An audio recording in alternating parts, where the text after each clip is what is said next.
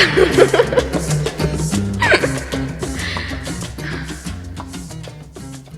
じめまして、藤原優です、フォトグラファーをやってます。はい。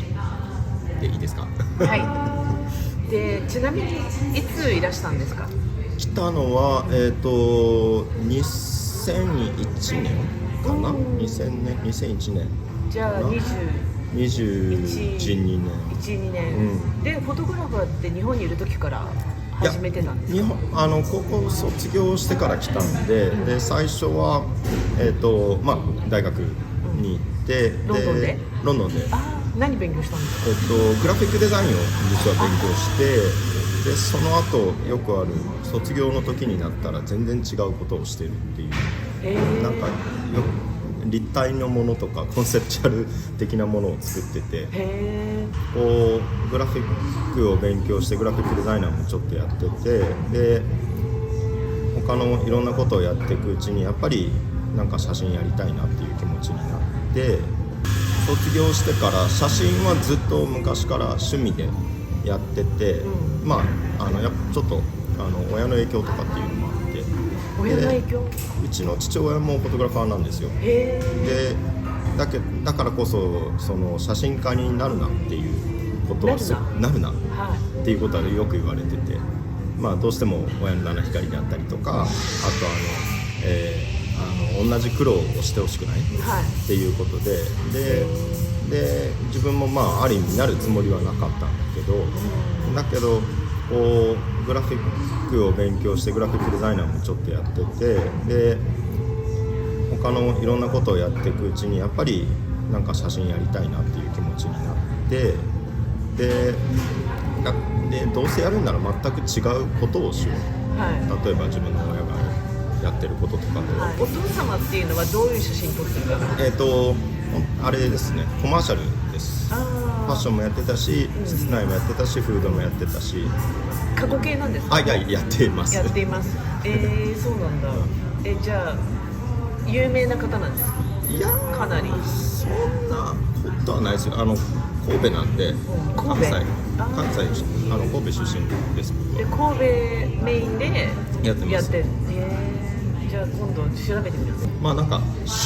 趣味とちょっとずつ仕事もらったりとか、イベントの写真とか、なんかそういうことをしてる時に、もうどれぐらい前になるんですかね、なんか友人づてでストリートスナップの仕事を紹介してもらって、ラグタグさんがやってるスタイルスニップっていう、今まだやってるのかな、でもそこの仕事をさせてもらって、最初いわゆるただ単に止めて前進みたいな感じの、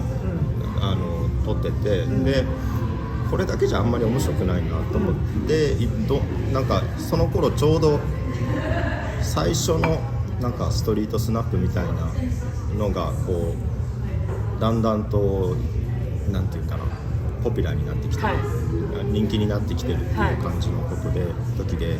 調べたら結構面白い感じで撮ってる人たちもいっぱいいて、トミン・トウとかスコット・シューマンとかで、そういう人らの写真見て、もっと自由に撮っていいんだと思って、その次のシーズンから自分のブログ的なものをやり始めて、でそれの名前つけるときに何がいいだろうってなって、8&2 っていう名前を思いついて、で今インスタグラムのアカウントも 8&2 っていう 8&2 っていうので、それはなんで8と2なんですか？8と2、8&2 っていうのは実はおじいちゃんの言葉から来てて、よくおじいちゃん農家のでなんですけど、トラック運転手もしてて、だけどよく言ってたフレーズで段取り8分仕事2分っていう言葉があって、その言葉が結構好きで、自分の仕事もそういう風にできたらいいなとその実際の仕事自体は全てこうちゃんと計画しとけばすぐにできるっていうことを、そういう意味だったんですね。私なんかその時間帯みたいなことなんだと思ってセブンイレブン的なでも私写真見せてもらったんですけど、なんか、いろんなファッションウィークの場所行っってるじゃないですか、はいはい、で、まあ、今回はなんかほぼ昔に戻ったみたいな印象を受けて、もう戻りましたよね、ほぼほぼ。そうですね、ショーの数とかも特にこの9月はすごく戻った印象強いですね。なんか何か所か行かれたんですよね。今回はニューヨークと、ロンドンとパリをカバーしてます。まあ、その前にもコペンハーゲンとかも行ってますけど、そう見ました。なんかどういう今年なんかこうなんていうか、今回、まあ、初めてぐらいの感じじゃないですか、ここまで戻ったのって。そうですね、こう見に来る方の移動も含めて、なんか感じるものとかありますか？まあそうですね、やっぱりこう、これまで特にパリもコロナ中で規模が小さくてもいくつかはちょっと行ってたんですね。でその時っていうのはやっぱり人も少ないし、で海外からの編集の人とかバイヤーの人とかも来ないし、だからある意味でこうすごくこう身内っぽいというか、その地元っぽい、そのある意味でリアルな感じではあったんですね。で今インターナショナルになってインフルエンサーも戻ってきたし、でそれこそセレブリティとかミュージシャンも来るようになって、でそのいわゆるこうファッションウィークパレードっていうか、こうものすごくガヤガヤした感じっていうのが戻ってきた印象はありますね。でやっぱりどうしてもそのロックダウン中にいろいろみんな考えるじゃないですか。なんかこう、BLM の話もそうですし、サステナビリティであったり環境問題であったりとかで、そんなことでなんかこれまで通りのなんか世界には戻りたくないみたいな動きがいろんなところで見れたんですね。例えばニューヨークファッションウィークでも見れたし、ロンドンでもちょっとずつそういうのが動いてるなっていう。でそういう風に変わりつつあるっていうところを見れてるのは楽しいです、ジェネレーション的に。いや、私第三者的に見てて、まあ、今日来る時も考えてたんですけど、なんかその実際フェイクな世界を撮ってるわけじゃないじゃないですか、写真とか、まあ、こういう人がいたんだっていう、なんか本当になんかその瞬間瞬間を本当に刻み込んでるっていう仕事じゃないですか、なんかすごい素敵だなと思って、なんか興味が湧いたっていうか、なんかそれって本当にその現場にいた人じゃないと撮れない、もちろん、まあ、写真じゃないですか。当たり前なんですけど、でも改めてなんかすごい素敵な仕事だなと思いました。ありがとうございます。いや、だからやりがいはあるんだろうなと思って見てるとなんかそう、やっぱりちょっとファッションを楽しんでる人たちを撮るのと、なんかファッションを売るために撮るのとってやっぱりちょっとリアル感がずれるじゃないですか。そうですね、だからそこをなんかうまく切り取れる仕事で成り立ってるっていうのはすごい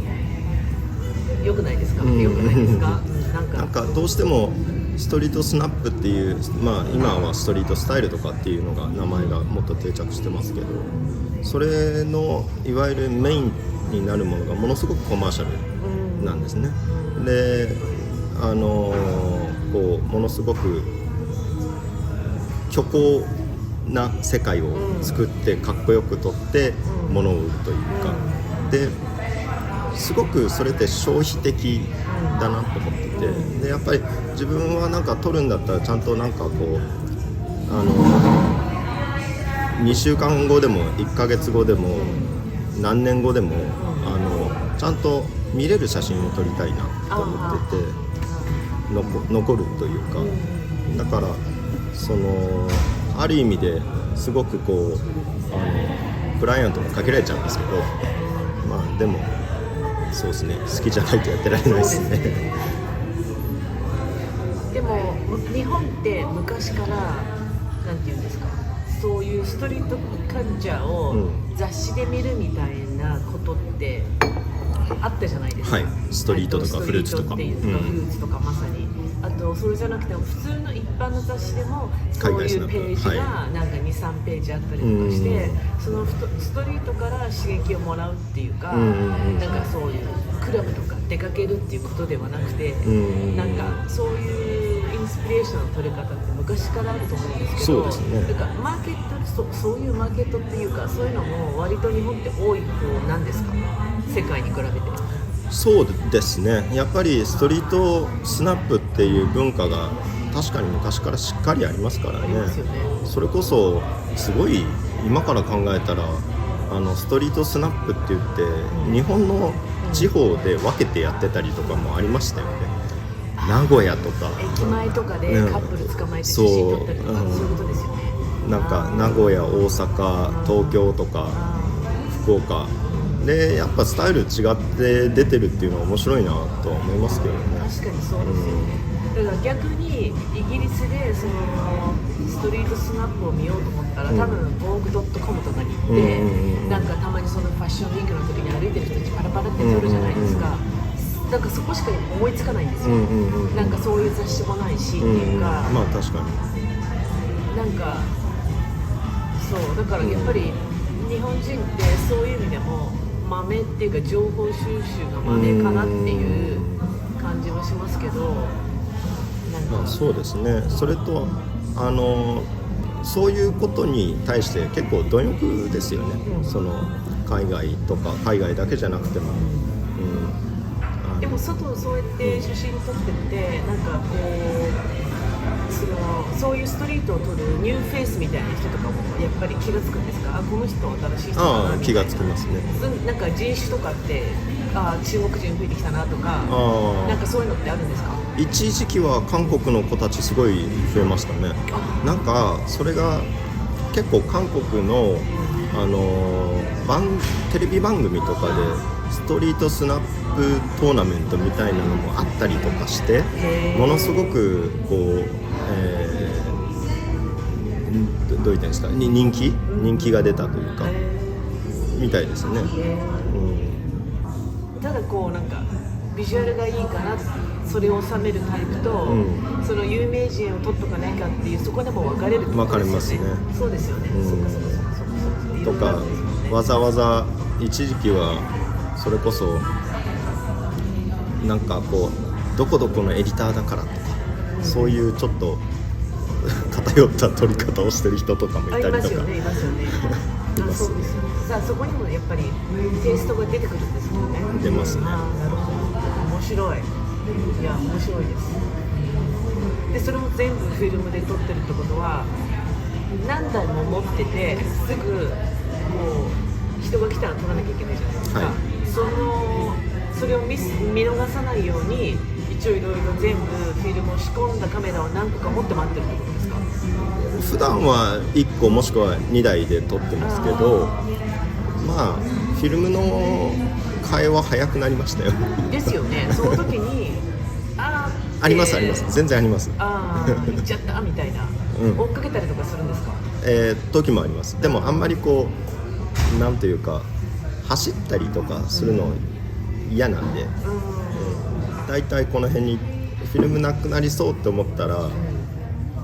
ちょっとこう遠目に見れるところにいるようにするとかまあなんかありますけど、あんまり、そうですね、全てが準備できるわけでもないんで。ですよね。ではファッションウィークで一番気分が上がるところってありますか？やっぱりショーの中でもこう本当のその